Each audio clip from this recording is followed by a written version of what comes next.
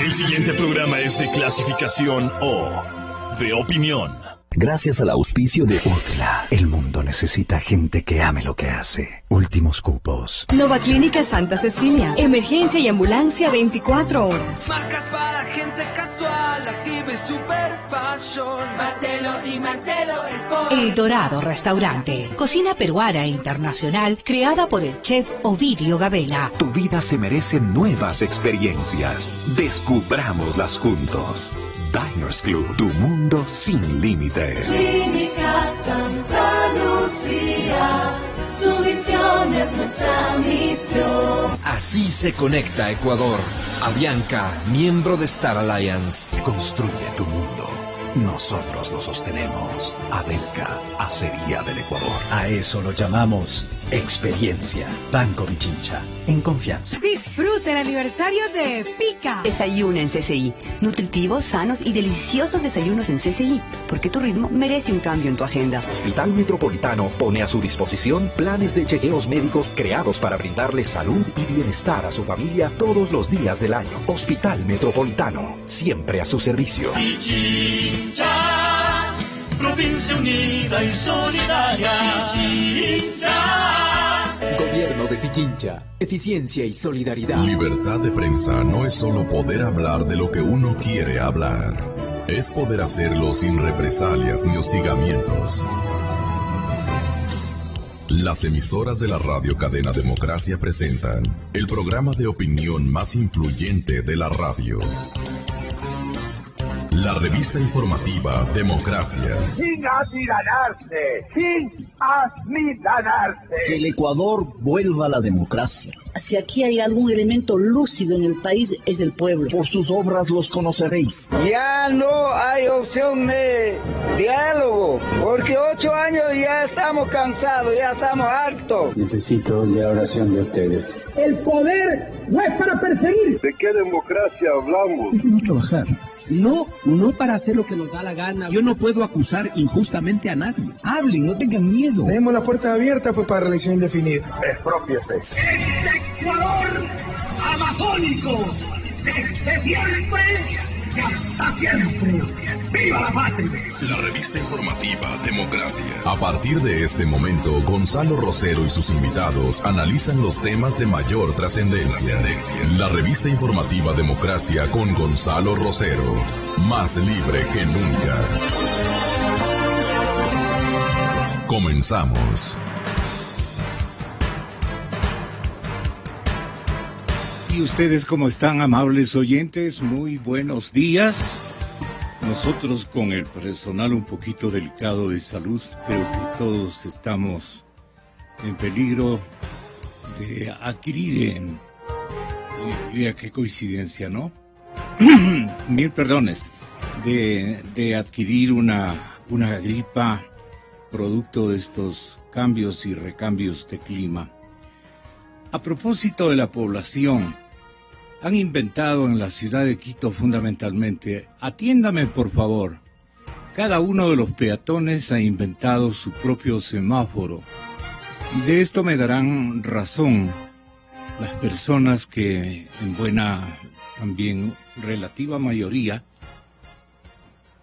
o buena minoría, las personas que conducen vehículos especialmente particulares, porque los otros son idénticos. Me refiero a los amarillos y a los otros que están organizados en cooperativas de transportación interparroquial, interprovincial. En las horas pico de Quito, especialmente los segundos. Y los primerísimos, que son los peatones, han inventado un semáforo personal. Pasan en izquierda, pasan en rojo, pasan en verde y algunos semáforos nuevos que pintan a azul, que dicen que es verde. Pero miren, eso puede de hecho provocar desgracias y accidentes que después le culpan al que va naturalmente en el vehículo. Ese pasa a ser el criminal.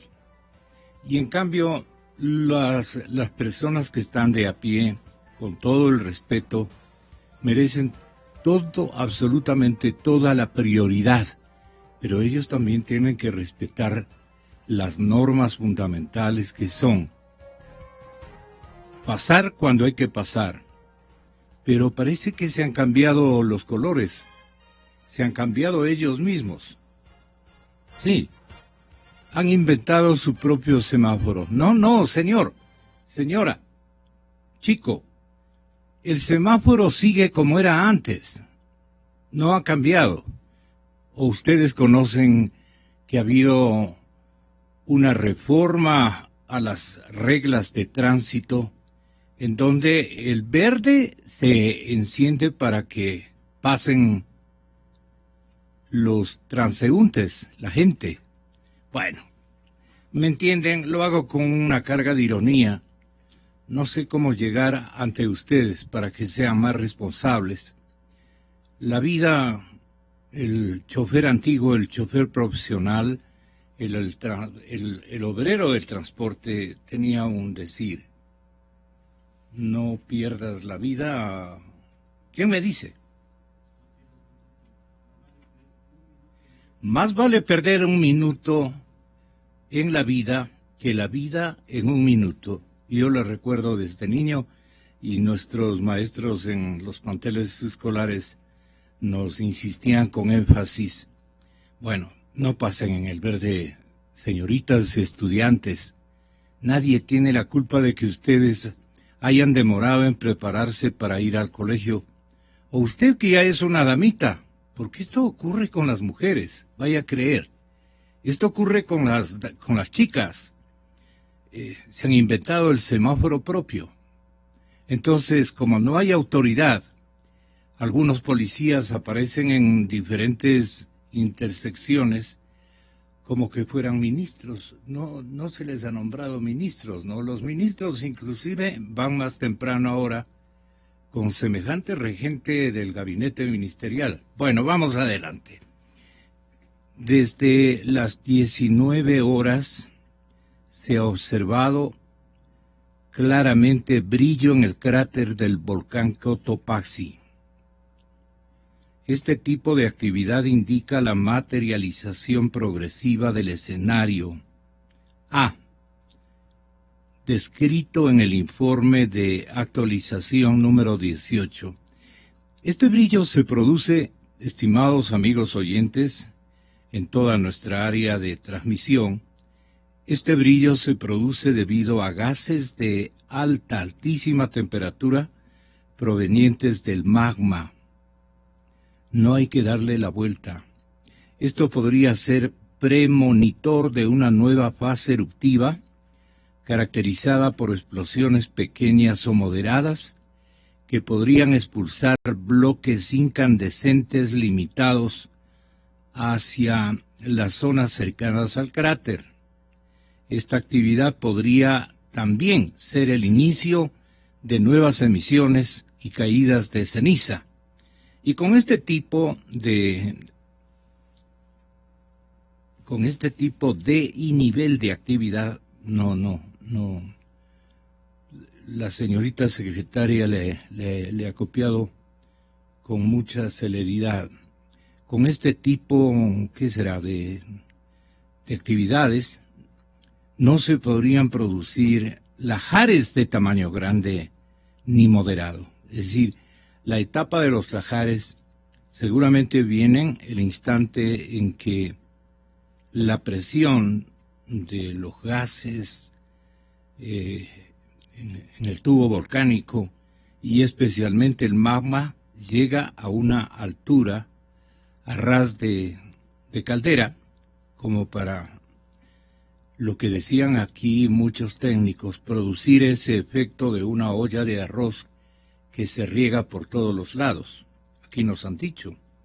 Y eso es lo que mencionan los escenarios 3, 2, 4, obviamente. Pero el número 3 es el que yo le tengo bastante recelo, porque parecería que podría reprisarse, si cabe el término, en este evento al que nos estamos preparando. Con este tipo de y nivel de actividad no se podrían producir, no es culpa del periodista, así está redactado. En el Instituto Geofísico, claro, es una persona que sabe, es vulcanóloga, pero no maneja bien el idioma. Con este tipo de y nivel de actividad no se podrían producir lahares de tamaño grande ni moderado. Para más detalles, el lector puede referirse a la actualización antes mencionada. Complicado esto, pero el público necesita una cosa mucho más clara. A ver si reclamamos con el afecto que tenemos a sus dirigentes en el Instituto Geofísico para que pongan un poquito de cuidado. Una palabra seguramente mal escrita puede traer una interpretación muy delicada y las cosas en un tema tan susceptible no convienen que estén a la buena lectura de Dios. No, Dios además nos lee a todos perfectamente bien. Bueno, señoras y señores, estoy en los estudios tal como habíamos ejercitado un compromiso. Nos falta Alejandro Terán, director metropolitano de gestión de riesgo del municipio de Quito, ¿me decía? Ya. Está ya aquí con nosotros el señor doctor Carlos Espinosa, gerente de operaciones de MAPS, y el ingeniero Fernando Reyes Cisneros. Yo, doctor Espinosa, me preparé y encontré un editorial, todo un editorial de un rotativo muy importante de nuestro país que decía o nos recordaba que para el consumo de agua en Quito, la ciudad cuenta con 21 plantas que acumulan el líquido y lo procesan, para irnos primero al tema del agua, ¿no? Y lo procesan para que sea potable. 16 tienen cubiertas fijas desde hace muchos años. 2 cuentan con cubiertas móviles y falta de protección para 3 de ellas. Pero un trabajo indispensable planificado desde hace más de una década y que nunca se empezó a hacer a tiempo, está ahora en plena ejecución. Y eso no debía haber sido así. Se trata de tuberías alternativas para los cauces de agua potable que abastecen a la capital. Porque el sistema Pita-Tambo, que durante años dotó de agua a toda la urbe y que hoy sirve al 40% de la población, está en zona de riesgo. O sea, todos los dispositivos para que transite el agua potable y que sirve a cerca de la mitad de la población en el distrito, digamos que está en una zona de alto riesgo. Cosa igual ocurre con el agua que viene de la Mica. Además, el agua de Papayacta, que no tiene conexión directa con el volcán ni con eventuales lahares, puede contaminarse con ceniza que habrá de ser filtrada en las plantas potabilizadoras. La tubería pasa lamentablemente, por abajo del río San Pedro. Ya se han planificado los acueductos por aire para las 3 fuentes claves de agua para Quito. Las obras empezarán a trabajarse cuanto antes y su construcción tomará unos 4 meses y medio de lo que yo recuerdo.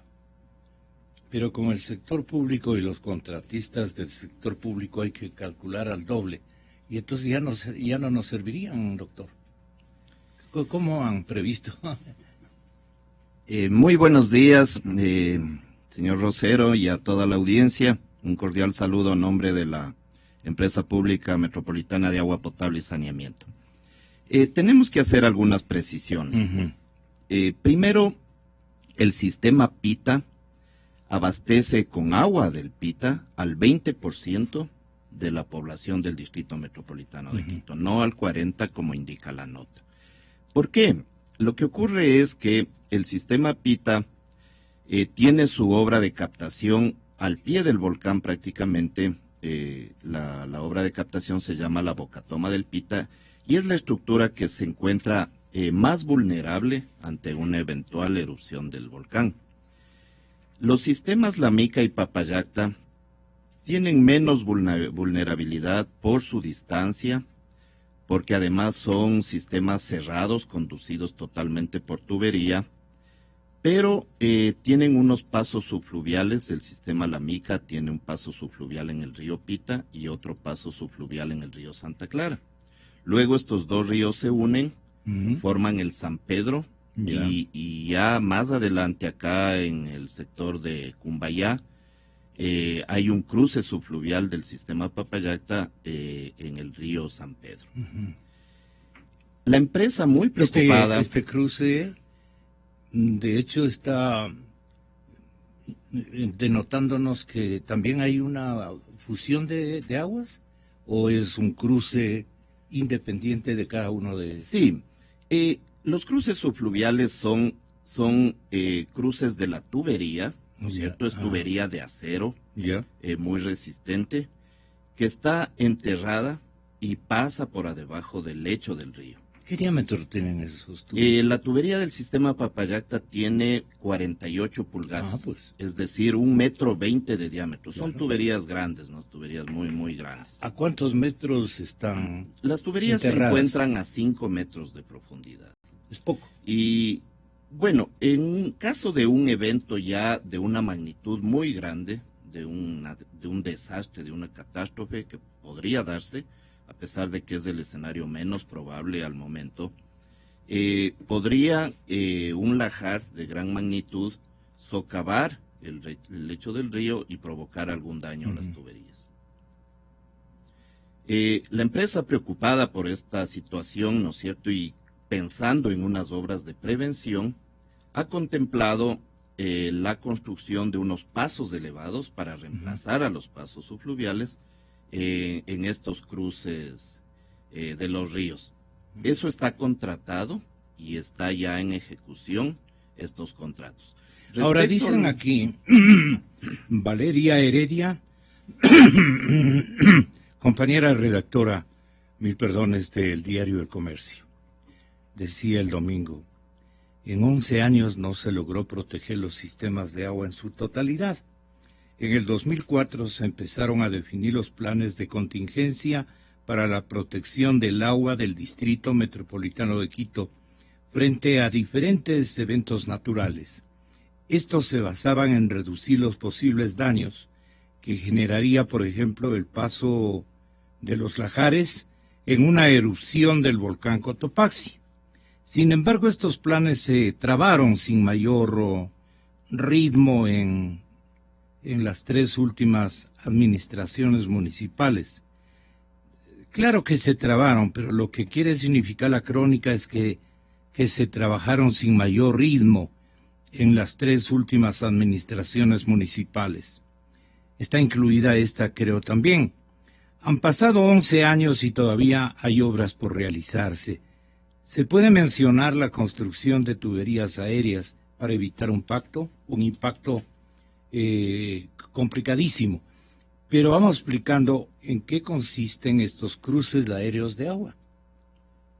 Sí, esta administración municipal arrancó en mayo del 2014, es decir, tiene algo más de un año. Pero este evento volcánico a partir de abril de este año es reciente. Tiene 7 meses de vigencia esta situación. Estos pasos subfluviales, si bien fueron previstos y planificados hace un tiempo atrás, lógicamente podemos responder desde el momento en que se produce una activación del volcán. ¿En qué consisten? Consisten en construir unas torres elevadas y llevar la tubería colgante a través de unos puentes para que pasen por encima de los 3 ríos, del Pita, del Santa Clara y del San Pedro, a una altura que tiene un margen de seguridad por donde podrían pasar los flujos de lagares. Es decir, son obras de prevención.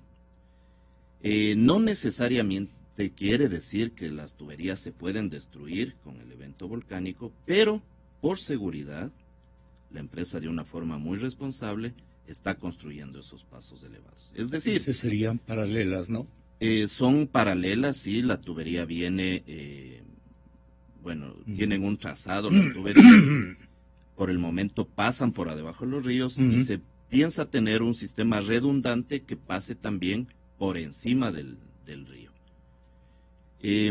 Esto se hace incluso también en el tema de puentes, en vías, ¿no es cierto?, para proteger sitios que son vulnerables. Caramba, la demoradera nomás es lo que deben explicarnos en su empresa.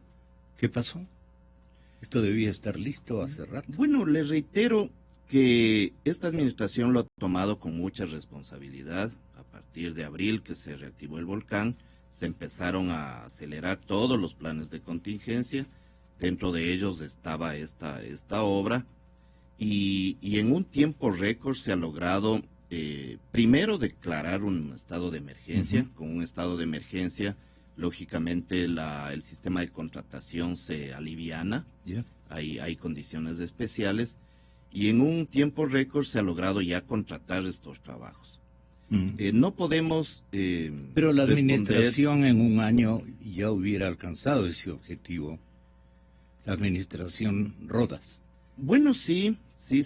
Porque va a durar 4 meses y medio la construcción y él ya está 12 meses. El tiempo de construcción, de acuerdo a los contratos, es de 135 días.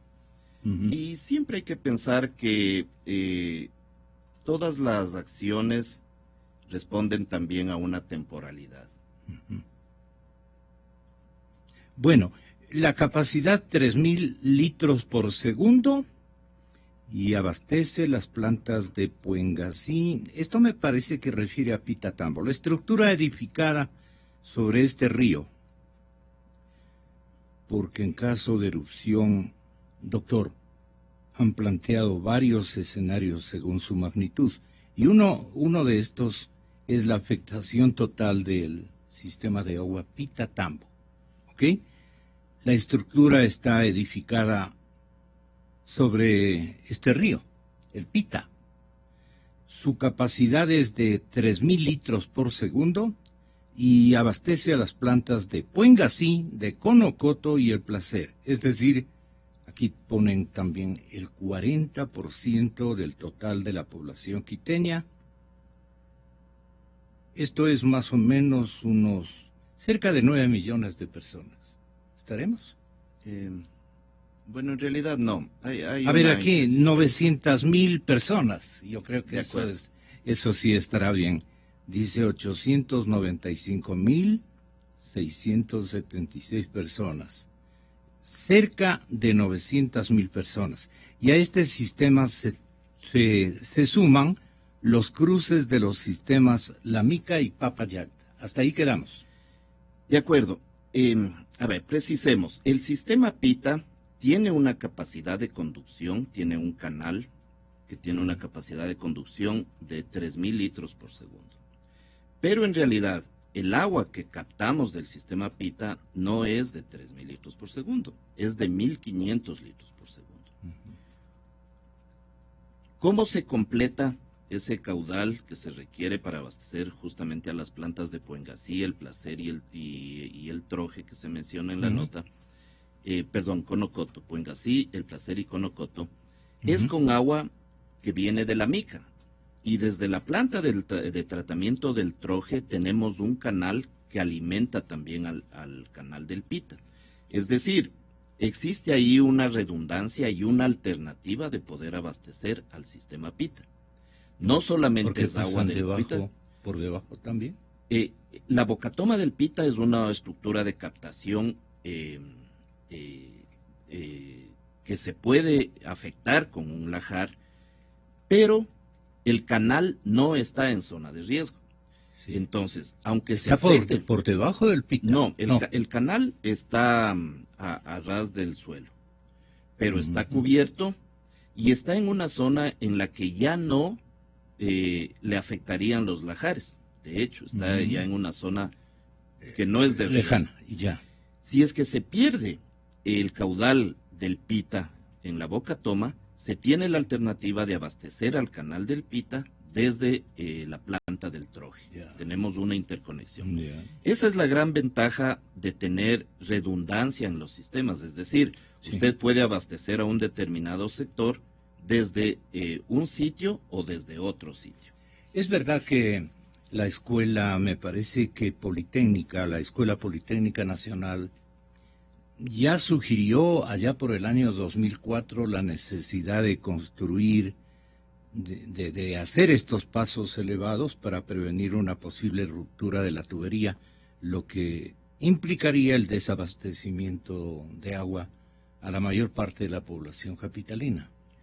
Bueno, la empresa contrató a la Escuela Politécnica Nacional, se formó un equipo técnico muy calificado, con personas de mucho prestigio y prestancia en el tema, y se emitió un informe, sí, en el año 2005, en el que se hacía esta recomendación. Hay que aclarar que no es la mayoría de la población la que podría ser afectada con una afectación al sistema Pita, sino el 20%. Pero la empresa ha emprendido en obras, de hecho ya algunas se han realizado, otras están en ejecución, para suplir ese 20% que se podría perder al afectarse la Boca Toma del Pita. Usted ha indicado que actualmente la tubería está a 5 metros de profundidad, asunto que nos ratifica esta mañana, y que el plan es subirla entre 40 y 110 metros sobre el cauce. Me estoy refiriendo a los pasos aéreos. Aéreos, sí, exactamente, para terminar con ese tema. Esto, ¿no pueden aligerar aquello? 4 meses y medio cumplidos ya sería bueno, pero siempre la contratación pública es muy complicada de que se cumpla religiosamente, como dice la gente. Mire, señor Rosero, el proceso que se lo ha hecho bajo una modalidad de emergencia es un contrato llave en mano, que para su evaluación fue determinante el tema del plazo. Entonces, la oferta ganadora fue la que tuvo el menor plazo, exactamente 135 días. De eso ya han transcurrido 15 días, por lo tanto estamos en vías de una solución que lógicamente se ha postergado por mucho tiempo, pero que está muy cercana a hacer una solución para la ciudad. Mirando las cosas desde la observación, pero con conocimiento y basamento técnico, ingeniero Reyes Cisneros, muy buenos días y muchas gracias por este segundo encuentro con nosotros. Mientras eso no ocurra, es decir, ya la obra se contemple en condiciones de poder servir a la emergencia de provisión de agua potable a una población gigantesca, ¿qué puede hacer? No puede hacer nada más, no hay alternativas para que la gente busque el líquido vital en un momento de emergencia. Entonces, ¿qué puede estar ocurriendo o qué otras alternativas en una dimensión que usted la tiene de experiencia, de acciones realizadas en otras urbes, en otros continentes, en otros territorios, en otro tipo de necesidades? Pero, ¿con qué podríamos nosotros triangular el un aspecto pensando de que no nos haga mucho daño la erupción? Segundo, que alcancemos o que el volcán ojalá no se anime a erupcionar, pero que si erupciona se detenga un poco hasta que haya esto. Solamente en el tema del agua. Y tercero, que haya alguna otra posibilidad creativa que venga de una visión nueva de parte de los técnicos en estos menesteres. ¿Usted como observador podría apelar a algún recuerdo, a algún hecho que dio éxito en otras partes? Muy buenos días. Muchas gracias por esta nueva oportunidad. Me parece que, siendo justos, se está viniendo de menos a más en esto de que la principal tarea, o una de las principales tareas, es el tema de la prevención. Y considero de que si bien la obra, posiblemente las obras de prevención para reducir el riesgo de que Quito quede desabastecida sin agua potable, tiene 11 años posiblemente, pero claro, en términos de la gestión de las autoridades, de la gestión municipal, la amenaza actual del volcán, el hecho de que esté en el proceso eruptivo, digamos, ni siquiera del escenario 1, entonces les ha movido para que preventivamente pues se pongan en la línea de dar solución a este potencial problema de desabastecimiento. Y me parece importante la explicación que acaba de hacer el señor gerente. Técnicamente, una preocupación me nace desde el punto de vista de que los pasos elevados tienen que estar sobre unas torres, y estas torres deberían estar lo más lejano posible del área de influencia de los lahares, considerando el mayor escenario, o sea, el escenario 4. Sí. Sí.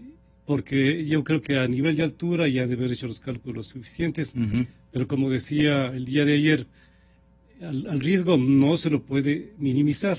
Siempre tenemos que estarnos preparando para, por decirlo así, lo peor. Claro, en el escenario 4, ¿qué podría ocurrir? A ver, con el agua potable, con el tema que estamos hablando. Si el escenario 4 ocurre en este tiempo... El escenario 4, en función de explicarle a la gente, es uno de los más peligrosos, digamos. Uno al que hay que decirle Dios no quiera, tenga la bondad. De acuerdo a los estudios hechos por el Instituto Geofísico, aproximadamente serían 60 millones de metros cúbicos de agua que serían el resultado de la fundación de los glaciares. Eso sería un tiempo relativamente corto, ¿sí? No sé si será un día, 3, 4 días, en donde tendríamos desde las alturas del volcán, con una pendiente muy alta, la generación de esa gran masa de agua que por la aceleración de la gravedad va adquiriendo fuerza, y una vez que llega a la parte de abajo, Limpiopungo, la llanura volcánica, por llamarlo así, pues va a generar un proceso erosivo, destructivo, que se va a expresar obviamente a través de los cauces previstos. Sí, y entonces hay... Esta parte no le está entendiendo el público. Ya, una gran masa de agua a gran velocidad va a ir bajando desde la altura del volcán. Esa gran masa de agua, ya en la zona de llanura, obviamente la pendiente se reduce, y entonces acompañado a ella viene un proceso de erosión de suelos, de laderas, de la cobertura vegetal, movimiento de rocas, más abajo construcciones, puentes, calles, avenidas, etcétera, por donde vaya esta fuerza hídrica destructiva, ¿no? Sí. El Instituto Geofísico, la Secretaría de Riesgos, ha preparado mapas de cuál serían las áreas de inundación de los lahares. Por ejemplo, en la zona de San Rafael, aproximadamente nos está dando como mínimo un ancho de la corriente lahárica de inundación de 1 kilómetro. Pero también sería dable de que sepamos cuál sería el espesor más alto que tendríamos como inundación. Y también sería bueno que a los modelos de simulación acompañen, digamos, vayan acompañando también del proceso.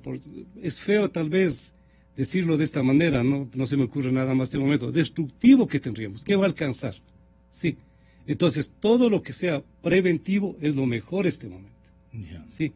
Y me parece que en esa dirección está yendo la empresa, claro, el antes municipio de Quito. En el, qué sé yo, en el cálculo destructivo, ¿no? Que es lo más amargo que uno puede ofrecerle a la ciudadanía, además ya sin ningún marco de resoluciones y soluciones a estos problemas. Prepararnos es lo importante. Y entonces, para el agua potable, dejemos en claro qué obras físicas podríamos alcanzar a construir, o qué recomendaciones podríamos hacerle al público ya en caso de que comencemos a usar el agua que hemos guardado, hemos almacenado. Hoy hay una serie de anuncios publicitarios que incorporan unas botellas, unos envases más o menos grandes, pero yo veo que dicen que como medida de contingencia en el hogar no es conveniente, por ejemplo, hervir el agua, porque el rato que se hierve el agua desaparece el cloro y claro, el agua queda indefensa, por así mencionarlo. Esta parte, ingeniero, tenga la bondad de explicarle a la ciudadanía. ¿Qué otras cosas no convienen hacer? Almacenar mucha agua. Almacenar, no es la palabra adecuada. Usted la tiene. Sí, muchas gracias. Al respecto, todavía no es el momento de abastecerse de grandes cantidades de agua, ¿no es cierto? ¿Cuál es el momento? Le van a preguntar. Ya. Al momento estamos en una alerta amarilla. Así es. ¿No es cierto? Viene eso significa que el volcán está iniciando su actividad. Así es. Con parámetros técnicos que el Instituto Geofísico sabrá en qué momento es oportuno, se podría decretar una alerta naranja. La alerta naranja no quiere decir una inminencia ya de erupción del volcán. El siguiente paso es una alerta roja cuando sí sea ya inminente. Entonces, hay un tiempo para planificar todo lo que es la logística, la preparación de todas las personas, de todos como ciudadanos de la ciudad, para prepararnos a eso. Entonces, al momento todavía no es necesario acumular agua. ¿Y qué es lo que pasa cuando se acumula agua? Primero que se va a dar una sobredemanda en este momento, en el que estamos atravesando además un verano prolongado y bastante riguroso, ¿no es cierto? Entonces, y vamos a desperdiciar agua. Vamos a desperdiciar va a tocar agua. Botar de nuevo esa agua para reemplazarla. Correcto. El agua potable contiene un elemento que se llama el cloro residual. El cloro es el elemento que desinfecta el agua. Así es. Y el agua potable, por seguridad, tiene un valor de cloro residual que garantiza la calidad sanitaria el momento que usted abre el grifo en su casa, que abre la llave. En todo el distrito metropolitano, el agua que sale de la llave tiene un contenido de cloro. Con cloro. Eso le asegura la calidad sanitaria del agua. Tenemos nosotros la costumbre de recoger agua y hacerla hervir. El momento que hacemos eso, el cloro, como es un gas que está en el agua, se evapora y el agua queda desprotegida. Cuando usted acumula agua potable en un recipiente limpio, lógicamente, y tapado, le puede durar, usted puede consumir hasta en 72 horas esa agua, porque el cloro dura ese tiempo. Pero si le hace hervir, eliminó el cloro, y a las 24 horas que usted almacenó el agua, ya esa agua no es segura, porque empiezan a germinar microorganismos. Entonces, es una práctica hervir el agua. No es que esté mal, pero eso se hace cuando usted sabe que el agua no es segura. En el caso del agua potable no es necesario hervir el agua. Se la puede consumir directamente del grifo y si se la acumula, se la debe acumular en un recipiente limpio y cerrado. Esta es una magnífica indicación al público. No es necesario hervir el agua, especialmente si esta agua proviene del sistema del agua potable del sistema normal. En nuestra ciudad. Ok. Ya hemos hablado de las obras, el agua potable. ¿Cuántas horas debe estar guardada el agua? ¿Para cuántas horas podríamos guardar agua? Imagínense después de una erupción, interrumpido todos los sistemas, poniéndonos en el peor de los escenarios. Si uno quiere buscar agua, tiene que movilizarse, pero ocurre que determinados puentes han colapsado, poniéndonos a pensar en un escenario complicado o realista. Desde mi particular punto de vista realista, si es que hay aglomeración vehicular por tránsito de personas, por acudir a la casa de nuestros padres, de nuestros hijos, según las condiciones, las necesidades de cada familia. Todas nuestras vías, si no hay una adecuada organización, con vigilancia policial. Ahora, el policía también debe dedicarse primero a su familia, protegerla, ubicarla. Todo ese mare magnum de acciones humanas podrían atentar contra una buena organización social. Y lo primero que se va a buscar es agua. Es que no hay agua. Es que no guardamos, no imaginábamos que la etapa naranja, la emergencia naranja iba a durar tampoco. Y no había dónde conseguirla. Se arma la grande. ¿Cómo creen ustedes que podrían reemplazar desde la empresa municipal o metropolitana del agua potable esta necesidad de líquido vital de parte de la gente, especialmente en barrios muy distantes a las zonas donde pueden encontrar agua? Me parece que es la pregunta más dramática, pero que hay que formularla, ¿no? Sí, está muy bien. El municipio de Quito, preocupado por esta situación, está trabajando en 8 mesas en el COE metropolitano, y una de las mesas se encarga de todo el asunto de logística, provisión de servicios para toda la población que pudiera ser afectada. Uno de esos temas es la provisión de agua en los sitios en los que podrían haber necesidad de hacer esto. Está organizado un sistema de reparto mediante tanqueros, porque no es que se va a perder el agua de toda la ciudad. Hay sistemas que no están en zonas de riesgo y no les va a ocurrir nada. Es decir, ¿cuántas, por ejemplo, tanques grandes, almacenamientos gigantes del Placer? Este momento, ese va a estar allí. Pues. Correcto. El centro todos los sistemas puede abastecerse ahí. Sí. ¿Y a dónde más? Está asegurado, todos los sistemas occidentales no están en zona de riesgo, no les va a pasar nada. Correcto. Entonces tenemos un Pero sistema... hay que publicitarlas. Correcto. Correcto. Para indicar a la gente dónde puede conseguir agua. Así es. Entonces, la ciudad, ventajosamente, por el trabajo ya de muchos años de la empresa, tiene redundancia en sus sistemas. Es decir, la planta del Placer sirve en este momento a un determinado sector, pero tiene interconexiones que pueden habilitarse para abastecer a otros sectores. Lo mismo, todo el valle no va a sufrir ninguna afectación porque tenemos la planta de Paluguillo que abastece a toda la zona, todas las parroquias del sector del aeropuerto. Eso no está absolutamente en riesgo. Hablamos de Yaruquí. Sí, desde Tumbaco, Pifo, Tababela, Yaruquí, Checa, ¿Los de Tumbaco dónde dicen que se abastecen? Tumbaco se está abasteciendo al momento desde la planta de Paluguillo. Esta es una planta que queda en la vía a Papayacta. Sí. Arriba, sí. Es una nueva planta que se inauguró en el año a finales del 2011.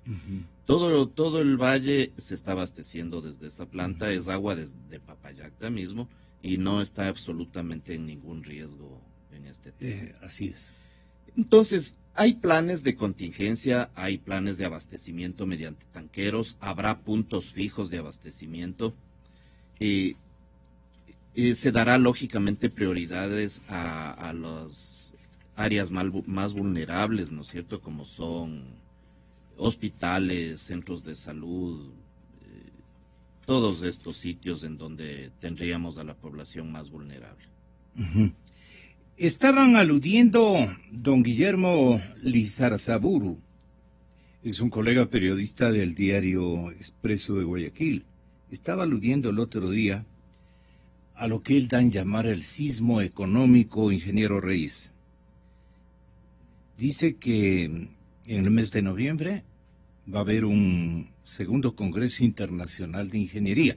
Si ustedes quieren rápidamente llamar a los teléfonos de nuestra cabina número 1, ustedes pueden hacerlo por el tema que quieran, pero siempre y cuando esté en directa responsabilidad o conocimiento de nuestros invitados. En este momento hay un misceláneo que yo pienso abrir, pero también el tema del agua potable, la posible necesidad y alguna inquietud que precisen los oyentes y consumidores de agua, que somos todos, absolutamente todos. Entonces, nos llaman al 2523-290, al 2559-555. 2523-290, 2559-555. Ok. Unas preguntitas para que especialmente el señor gerente técnico de la empresa de agua potable las conteste, y si puede de ahí darnos una mano. Qué pena no vino Alejandro. El doctor Carlos Espinosa, el señor ingeniero Fernando Reyes Cisneros nos hará el favor. En este macro, sí, ¿tenemos alguna llamada? ¿No? Sí, Yolanda, buenos días. Gracias, buenos días por atenderme. Quisiera preguntarle al ingeniero, el agua que compramos, por ejemplo, de las marcas embotelladas, ¿qué tiempo dura? Muy buena pregunta, ingeniero, tenga la gentileza. El ingeniero Espinosa, gerente de operaciones de MAPS, le contesta. Muy buenos días y muchas gracias por la pregunta. El agua embotellada es diferente al agua potable, ¿no es cierto? Es un agua que se llama purificada, es agua para bebida, y siempre esta agua en su etiqueta debe tener la fecha de caducidad. Esa hay que respetarla y obedecer. El momento en que los entes le emiten el registro sanitario a todo producto alimenticio, como es considerada el agua de bebida, el agua purificada, tiene la obligación el fabricante de en la etiqueta poner la fecha de caducidad. Normalmente es de 30 a 45 días. Ya. Leonardo, buenos días. Buenos días, gracias. La consulta es la siguiente. Yo tengo una cisterna que la dejé de utilizar y ya no está conectada, pero la llené de agua justamente previniendo.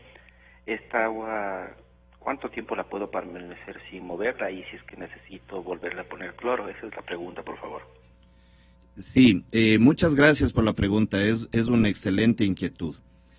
Cuando tenemos tanques cisternas en nuestros domicilios, es importantísimo el mantenimiento de estos tanques cisternas.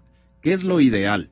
Cada 3 meses o máximo cada 6 meses, hacer una limpieza y desinfección de la cisterna. ¿En qué consiste? Hay que vaciarla, hay que limpiar las paredes del piso, la cisterna debe ser siempre cubierta, ¿no es cierto? Debe tener una tapa sanitaria, y se le lava, se le vuelve a llenar, y la dosis de cloro que se debe poner, todos conocemos el cloro granulado, que es el hipoclorito de calcio, 5 gramos por cada metro cúbico. Un metro cúbico es 1000 litros, es decir, se toma las dimensiones de la cisterna, el largo por el ancho y por la altura, en metros, ¿no es cierto? Y se saca el volumen en metros cúbicos. Por cada metro cúbico hay que poner 5 gramos, es decir, es una cucharadita del cloro granulado, de ese producto blanquito que se vende como desinfectante. De acuerdo. Hola, Linda. Sí, buenos días, saludos a todos. Para el ingeniero Espinosa, una consulta. Yo vivo por el Parque Metropolitano, por la Granados más o menos. ¿Tendremos afectación de suministro de agua potable si se produce un evento con el volcán? Gracias. Buenos días, mucho gusto. El Parque Metropolitano, todo el sector de la avenida Eloy Alfaro hacia el oriente está abastecido desde la planta de Bellavista. La planta de Bellavista no va a tener ninguna afectación por el evento volcánico. Señorita Soledad, buenos días. Buenos días, ¿cómo está? Verá, yo quería hacer una consulta. Hace algunos días de mi casa tengo afuera el medidor de agua. Y hace una semana exactamente llegaron 2 personas aluciendo que son de la empresa del agua potable y procedieron a retirar el medidor y se lo llevaron, cogieron y rompieron la seguridad de donde está el medidor. ¿Esto es posible que lo hagan? Bueno, debe ser algún caso muy puntual. No conocemos cuál sea la razón por la que le retiraron el medidor. Lógicamente esa no es una práctica común. Nosotros estamos tomando nota de su caso. Inmediatamente enviaremos a hacer una inspección para determinar cuál ha sido la razón y en ese caso restituirle inmediatamente el medidor de agua. Ok. Rodrigo. Buenos días. ¿Aló? Sí, buenos días. Sí, yo quiero hacer una consulta. Si me puede indicar, en la parte sur-occidental, ¿cuáles serían los barrios afectados ante una posible erupción del Cotopaxi? ¿Cuáles serían las medidas preventivas a tomarse como usuarios del agua potable, ¿no? Toda vez de que, por ejemplo, quienes estamos en la avenida Mariscal Sucre, a las faldas más o menos del monte Longui, entonces quisiéramos saber cuáles serían los barrios afectados en la parte suroccidental, toda vez que en la parte de Longui hay una sequía de agua, me parece que es la que va al Placer. Entonces sí sería bueno tener claro cuáles son las medidas que nosotros como usuarios, como consumidores del agua potable de Quito tenemos que tomar preventivas en caso, por ejemplo, dar una erupción, llenar un tanque, qué sé. Entonces sí sería importante escucharle al director del Departamento de Agua Potable del municipio de Quito cuáles son las sugerencias o cuáles son, qué nos puede comunicar al respecto. Buenos días y muchas gracias por su pregunta. Todo el sector occidental de la ciudad no se encuentra absolutamente en estado de riesgo, porque las fuentes de Yoa, Tacazo, El Pichincha, Tesalia, las fuentes noroccidentales como son Mindo, Pichán, Santa Ana, no están absolutamente en zona de riesgo, por lo tanto no habrá ninguna afectación al servicio en el lugar que usted nos ha mencionado. Vicente, es un placer. Alzale un poquito el volumen, no oigo. A ver, Vicente, le estamos escuchando su off the record ahí en casa. Tenga la gentileza. ¿Cuál es su pregunta? Buenos días, licenciado Rosero. Es tan importante que usted haya hecho esta invitación a nosotros los ciudadanos, porque realmente estamos siendo perjudicados muy grandemente. Una preguntita para el señor es, por ejemplo, yo hiervo siempre el agua para tomar, ¿no? Pero una cosa importante por la que yo llamo, licenciado, es que ¿cómo es posible que al ciudadano se le perjudique tanto? Yo pagaba 14, 15 dólares de agua y ahora me ha salido 27 dólares, por favor. Este momentito, con todo cariño, estamos en otra onda, estamos explicando asuntos mucho más puntuales respecto a un episodio que debemos aprender a asimilarlo y administrarlo en el momento adecuado. Luis, buenos días. Buenos días, gracias por atenderme. Mire, mi consulta es la siguiente. ¿Cómo será afectado? Entiendo que vamos a tener una afectación bastante fuerte las personas que vivimos en el Valle de los Chillos. No sé si ya se refirieron a eso. Sí le agradecería que nos informe cuáles son los sectores, hablemos con Ocoto, La Moya, qué sé yo, si es que son zonas en las que nos vamos a ver imposibilidades de contar con el agua.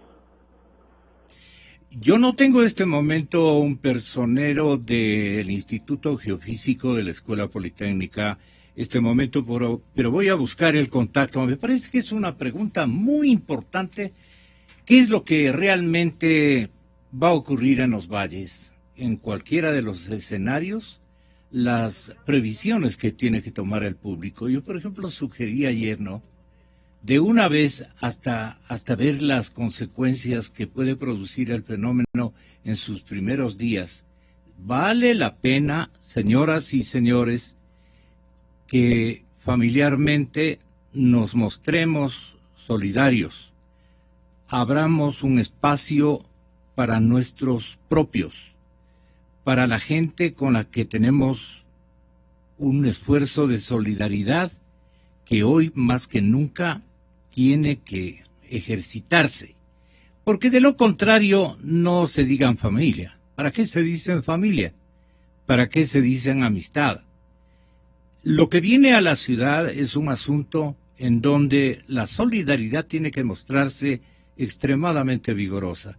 Y claro, yo decía, por ejemplo, ingeniero Reyes decía, mejor es que nos mudemos por unos días, especialmente si estamos en zona de Lajares, en los valles, en las cercanías al Cotopaxi, que no nos confiemos que el gran volcán, el Coloso, va a hacer lo que nosotros hacemos con los semáforos, ¿no? No obedecemos los semáforos en Quito, aunque esa es la forma. Un volcán no se lleva, no se fija en absolutamente nada. Hace lo que él tiene que hacer y se acabó el problema. Eso lo hace cada 100, 120, 150, 200 años, etcétera, etcétera. A ver si nos ayuda, pero la pregunta es muy importante. Sí, voy a tratar de ser muy didáctico, ¿no? Yo creo que estamos en un proceso educativo.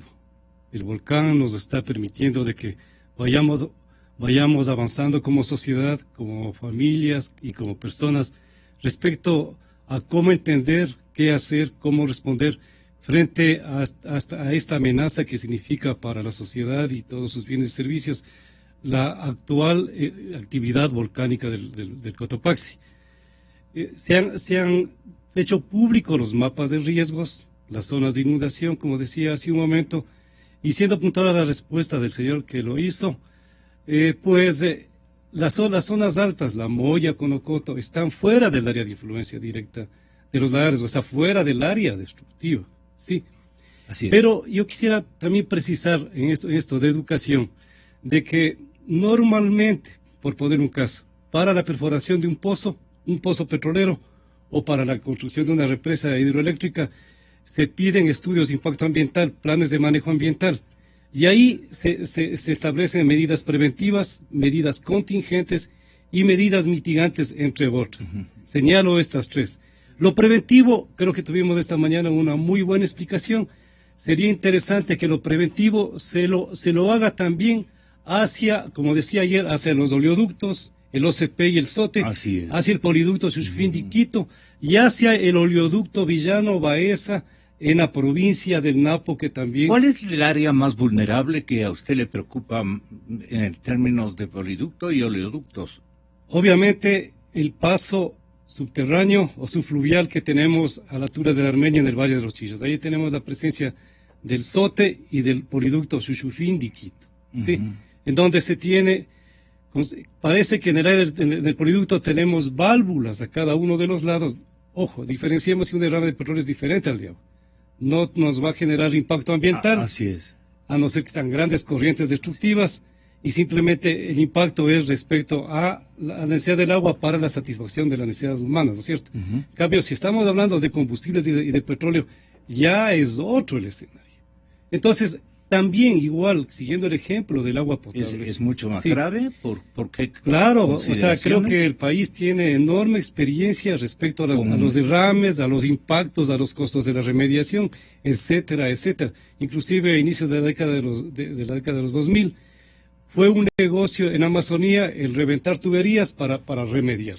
O sea, el país... Así hacía. Sí, entonces si somos preventivos, tal como lo está haciendo la empresa de agua potable, Petroecuador debería de asegurarse de tener los pasos aéreos o las válvulas que minimicen la cantidad de derrame que se tendría.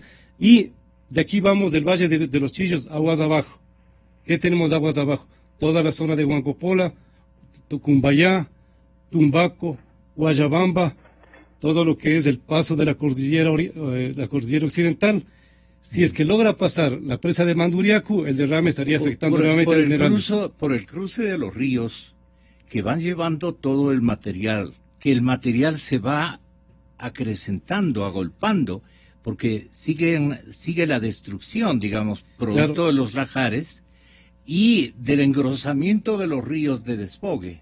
Entonces, hay mucha gente que dice, este río de aquí me defiende porque es bien hondo, y en realidad uno pasa en el vehículo, no quiero referirme con nombres, pero es necesario a veces, lo ven al San Pedro y hay partes en realidad que es muy profundo, pero el rato que veamos la cantidad de material que va a arrastrar esa corriente gigante, allí no queda sino a 4 cuadras a la redonda, bien puede conformarse un sitio, un desfogue, una línea de desfogue impresionantemente grande. Y las personas dicen, no, yo estoy a 2 cuadras o a 4 cuadras del río. Esto también, tenga la bondad, ingeniero, de advertir que es un peligro. A ver, una cosa es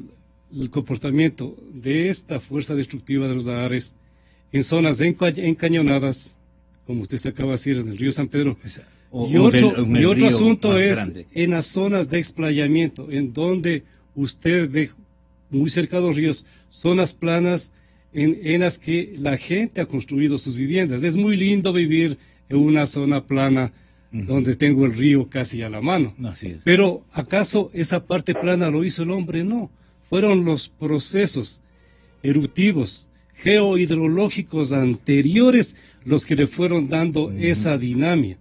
Entonces, obviamente, habrá zonas en donde el flujo de lahares no sea tan destructivo, pero en las zonas planas esperemos de que el proceso erosivo continúe, ¿sí? Entonces, yo quiero recalcar en el tema preventivo, ¿sí? Porque si me voy más allá al tema de mitigación, o sea, luego de que el problema se ha generado, va a ser mucho más costoso para las personas, para la familia y para el país, el hecho de entrar en procesos de remediación. Tal vez el tema del agua potable, el proceso de mitigación, si se llega a afectar, por ejemplo, la zona del Alto, pues se tendrá que construir nuevamente, sí, y listo. Pero en el caso de petróleo y combustible siempre tendremos más problemas, sí. Entonces, el llamado es a que obviamente nos preguntemos como sociedad, y la empresa estatal se pregunte como tal, si es que son absolutamente seguros los oleoductos, los poliductos, frente al escenario 4. ¿Sí? Y no podemos asumir una respuesta simple que diga, sí hemos hecho todo lo necesario. Ahora, Petroecuador como tal, la gerencia de oleoductos, de ductos también como tal, tiene toda la experiencia para en un momento dado parar el bombeo, poner las válvulas que se requieran o construir los pasos elevados si también eso fuera necesario.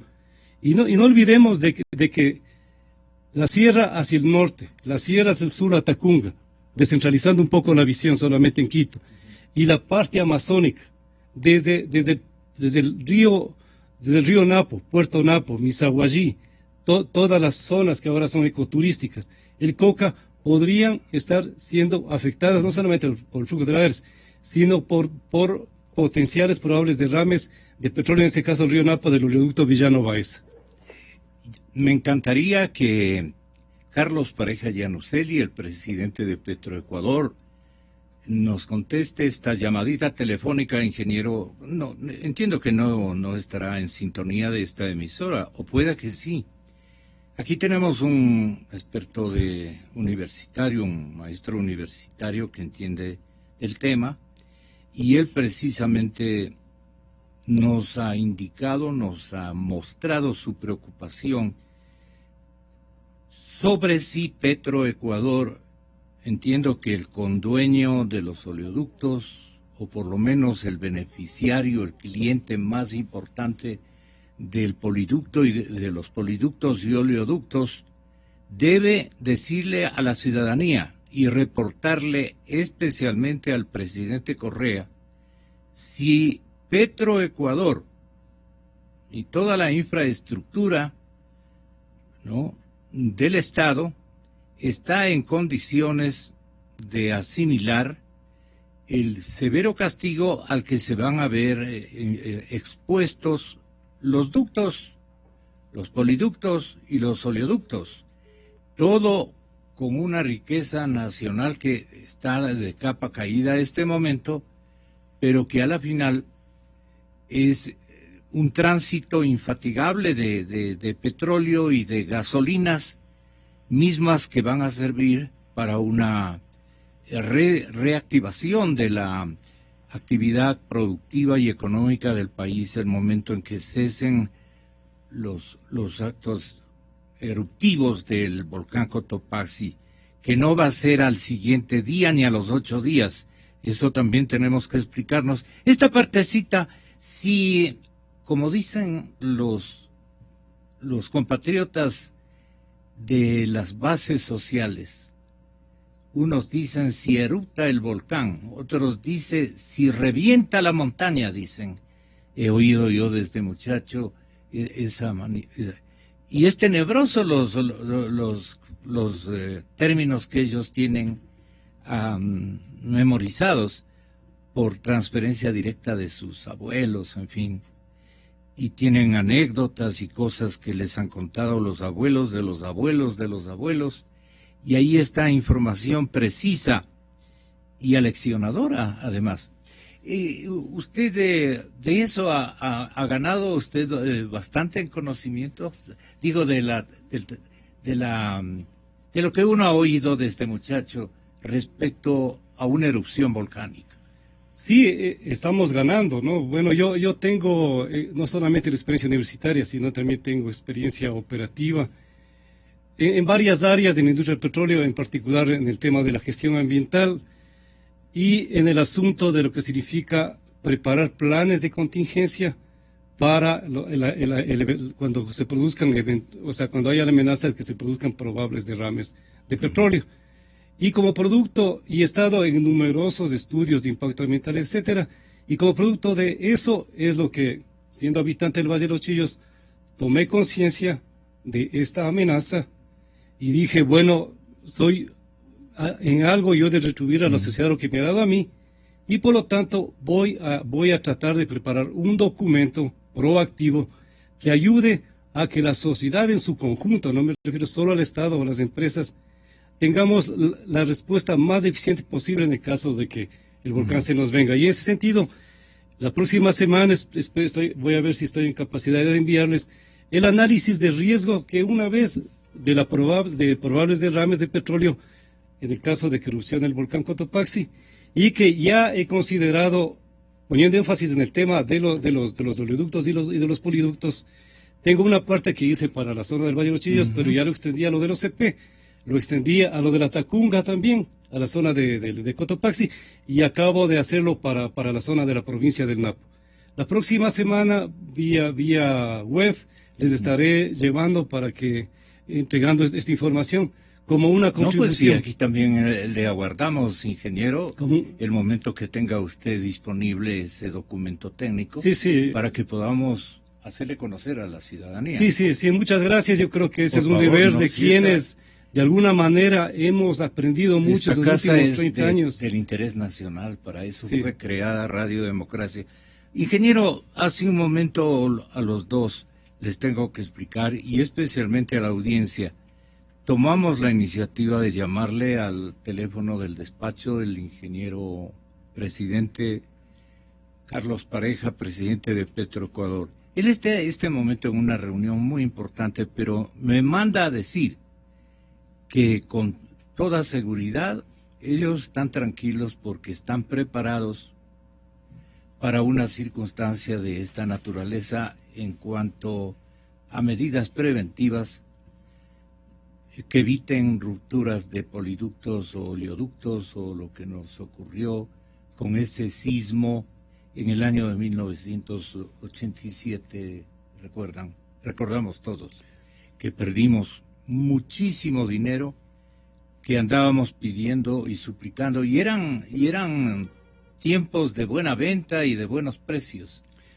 Yo recuerdo, pero es lo que nos manda a decir. Qué bueno, señor presidente, qué bueno que tenga usted el nieque para decirnos, porque se necesita tener conocimiento pleno de que todo está previsto para un escenario complicado, como la erupción de un volcán. Hay el derecho a la duda, ¿no? Yo ejerzo el derecho a la duda, ¿no es cierto? Dígale. Técnicamente hablando. Y desde el punto de vista la secretaría o desde el punto de vista de que soy habitante del Valle de los Chillos, ¿no es cierto? A ver, en la zona por donde se produce el cruce del poliducto y del oleoducto, ¿sí? Se tiene aproximadamente, según el mapa de riesgos, 1 kilómetro de área de inundación.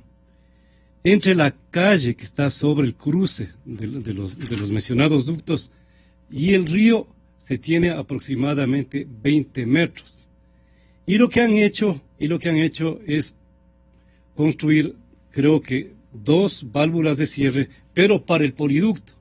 Y tienen una válvula de cierre para el oleoducto, pero para contener el flujo del petróleo que vendría desde la cordillera central, sí, por la gravedad, hasta el río San Pedro, pero luego sube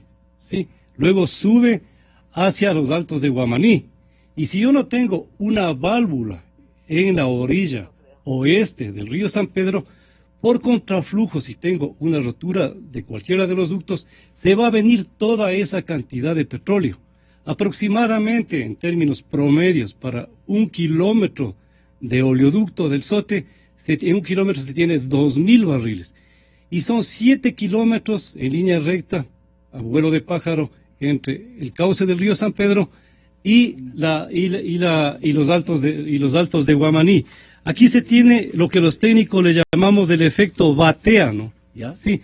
La batea, ¿en qué consiste? La batea, tiene la parte alta de la cordillera oriente, central, luego tiene los altos de Guamaní, y en la mitad está el río San Pedro, y por ahí están cruzando los ductos.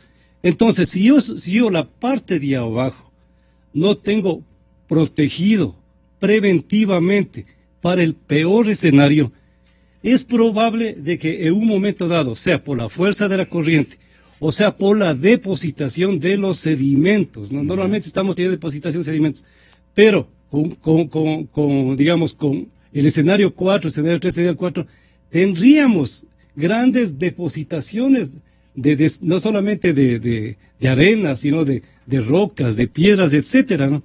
Lo cual podría estar presionando sobre el peso, sobre la resistencia de los ductos y generar su ruptura. Aquí tengo para que usted vea lo que se llama el efecto batea, y justo aquí, en la parte más baja, es donde se tiene precisamente el cruce en el río San Pedro. Que no es petrolero, este es el perfil del oleoducto desde el lago Agrio hasta Balao, ¿no es cierto? Así es. Y aquí tenemos el cruce del oleoducto en la zona interandina. Y esta es la zona de la batea que tenemos para el oleoducto, el Sote, para el poliducto Chuchuindi Quinto y también para el OCP. ¿Sí? Entonces, cabe, desde el punto de vista de la necesidad preventiva y de la necesidad de resguardar la riqueza que ha ido generando la ciudadanía, el hecho de que un buen porcentaje de la población es clase media joven, cabe resguardar eso siendo preventivos. No va a ser algo costoso y tecnológicamente y operativamente puede hacerlo que Petroecuador sea más preventivo. ¿Cómo ve esta no tan... Sí, me da temor ponerle nombre, pero es un peligro inminente. Vale la pena que el presidente de Petroecuador y que incluso en el Palacio Nacional de Gobierno aprovechen de este estudio, de este distinguido académico, a efectos de que hagan una revisión, digamos, de lo que tiene en este momento, especialmente en esta zona bastante vulnerable por lo que vemos en gráficos, doctor Espinosa. Bueno, sí, el ingeniero Reyes es experto en el tema y yo considero que tiene toda la razón. Estamos preparados, estamos listos, nos dice Carlos Pareja Llanuselli, el presidente de Petroecuador. Verá que le advertimos, presidente, verá que le advertimos el miércoles 7 de octubre del 2015.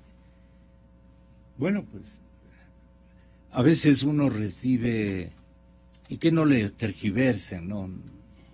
Estoy diciéndole, vaya y mande a sus técnicos a hacer nuevos cálculos de impactos, especialmente.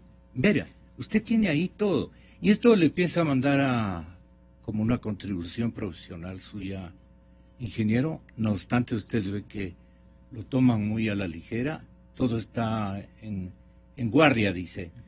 Es una contribución ciudadana principalmente y profesional también. Yo le agradezco. Y va a estar a disposición abiertamente en la página web, a través del Facebook. ¿Cómo tiene que buscarle el público?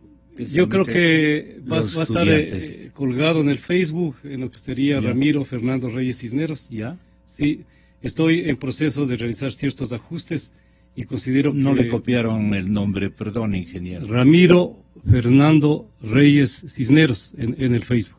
Okay. Y estoy creo que la próxima semana voy a estar ya poniéndole a disposición de la ciudadanía ¿Cuánto para que opinen, para que comenten, para que no estén de acuerdo, para que también lo enriquezcan, etcétera. Pero el tema es que todos salgamos ganando.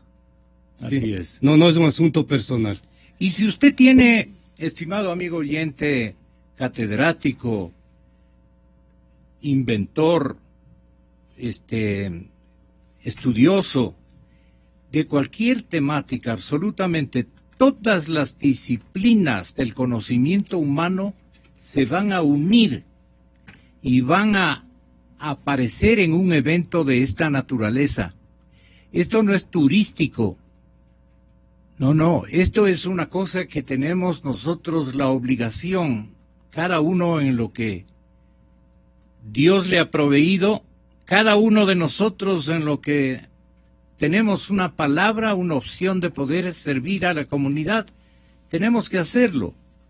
Y créanme, todos, absolutamente todos tenemos algún rol que cumplir en esta emergencia nacional. Vamos preparándonos, vamos advirtiendo incluso a los vecinos. Hay gente que está preocupada del día a día. Y entonces el volcán es el último eslabón de una cadena de recuerdos, ¿cierto? Entonces, información naturalmente responsable, preparación constante es la mejor receta para un país de riesgos naturales. Así nos ha ofrecido Dios esta tierra. Y tenemos que aprender como han aprendido los orientales, especialmente el pueblo japonés, al que siempre hemos admirado, después de esas guerras en donde los disques científicos se ensañaron con colectividades y nos tienen como generación muy dolidas, porque en esta etapa del tiempo, del infinito tiempo, se produjeron allí unas bombas hechas por el hombre que acabaron con la nación nipona. Entonces, aquí entre ecuatorianos tenemos que decirnos las cosas, ¿no? Comprobadamente, y tenemos que ayudarnos. Señoras y señores, estaremos molestando más adelante a nuestros invitados de hoy, Carlos Espinosa, gerente de operaciones del EMAPS, y el ingeniero Fernando Reyes Cisneros. Muchas gracias, catedrático, muy amables todos. Y venimos con el tema, tenga la bondad, el tema económico que a usted le interesa también conocer, la liquidez de los bancos. ¿Cómo están los bancos? A ver, César Robalino, y prepáreme esa grabación. El señor presidente de la Asociación de Bancos Privados del Ecuador, el economista Robalino, dice: igual que los oleoductos y poliductos, él cree que los bancos están muy bien sanforizados en dinero y que no va a haber ningún problema y que tienen liquidez aceptable y que ellos están controlando de que nadie se aproveche de una situación de esta naturaleza, que tengamos en coincidencia tantos y tantos eventos de carácter negativo, en lo político, en lo social. La infraestructura del Estado también está en serio riesgo, en serio peligro. La economía no puede estar en mayor dimensión de emergencia que lo que este rato buscan disimular, pero no alcanzan a disimular los que sabemos, porque los hechos se imponen como tales. Alfredo Vergara, superintendente, presidente de la Junta Bancaria. No, él no fue superintendente de bancos. Sí, Junta Bancaria. Cuando fue el presidente de la República, pues, a esa amplia mesa, y ahí tuvieron una primera discusión con Alfredo. Y luego el economista Francisco Briones Rugel, que maneja una instancia de reflexión que se llama Inteligencia Estratégica Guayaquil. Él va a estar aquí, es por teléfono, sí, pero aquí están ya Rodrigo Espinosa y Alfredo Vergara, contra viento y marea, porque dicen que este momento es muy complicado el tráfico vehicular y peatonal en la ciudad de Quito. Ahí vaya con calma. Luego tendremos a los periodistas Simón Pachano y Martín Pallares. Ellos van a leer y a reflexionar la crónica de esta víspera de Felipe Urbano de Lara, que se llama El triste fin de la Revolución Ciudadana. Híjoles, el triste fin de la revolución. Y luego, clarito está, con Sebastián Oleas y Vicente Albornoz, la reputación de la economía ecuatoriana. Y incluso van a hablar del tema Volkswagen. Muy interesante toda mi agenda. Ah, pero usted me ha puesto Volkswagen. No, venga nomás usted y cambie.